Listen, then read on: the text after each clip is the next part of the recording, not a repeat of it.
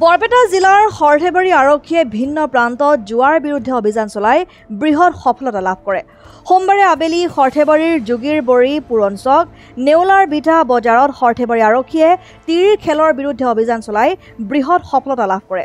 সৰ্থেবাৰী আৰক্ষী থানাৰ ভাৰপ্ৰাপ্ত আৰক্ষী বিষয়া মনোৰঞ্জন কোঁৱৰৰ নেতৃত্বত উপ পৰিদৰ্শক বিশাল বৰ্মন সহ এটি আৰক্ষীৰ দলে সৰ্থেবাৰী থানাৰ অন্তৰ্গত ভিন্ন প্ৰান্তৰ পৰা তীৰ খেলৰ লগত জড়িত থকাৰ অভিযোগত 4টাকৈ তীৰ মাফিয়াক আটক কৰে।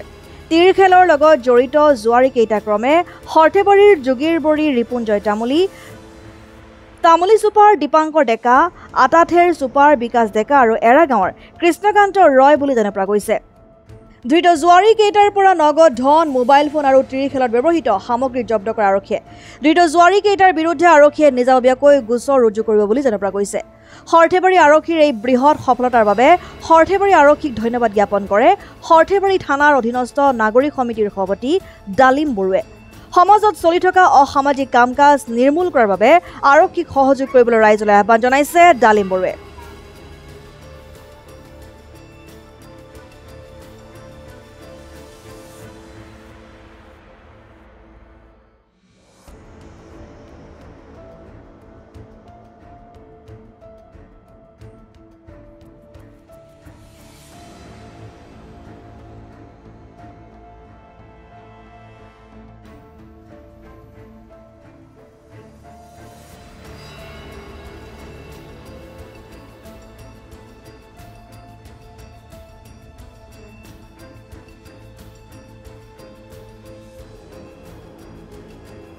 সৰ্থেবাৰী আৰক্ষী থানাৰ অন্য এক কৃতিত্ব।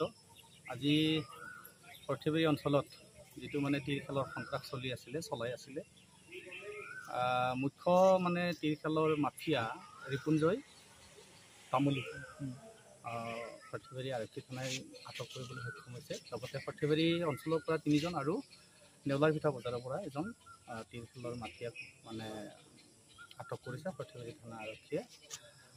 ভাল বিষয় যে আমাৰ এই অঞ্চলত, আমাৰ সৰ্থেবাৰী থানা অঞ্চলত মাদক দ্ৰব্যকে ধৰি আপোনাৰ গাঞ্জা, কফ চিৰাপ বা তীৰ খেল এইবিলাকৰ প্ৰতি অভিযান চলি আছে আৰু যথেষ্ট কৃতকাৰ্যতা লাভ কৰিছে সৰ্থেবাৰী থানা আৰক্ষীয়ে। গতিকে এই চেগতে মই সৰ্থেবাৰী থানা আৰক্ষীলৈ নমস্কাৰ জনাইছোঁ তেওঁলোকৰ এই কৃতকাৰ্যতাৰ কাৰণে। চলি আছে আৰু এই ক্ষেত্ৰত ৰাইজ অতিকে সজাগ আৰু সচেতন হোৱাটো দৰকাৰ। ৰাজ্যৰ সপক্ষত সৰ্থেবাৰী থানা আৰক্ষীয়ে কাম কৰি আছে, আগলৈ কৰি যাব। কিন্তু এই সামাজিক ব্যাধিবিলাক নিৰ্মূলকৰণৰ ক্ষেত্ৰত ৰাইজৰ পৰা সমৰ্থন আৰক্ষীয়ে পোৱাটো নিশ্চিত কৰিব লাগে।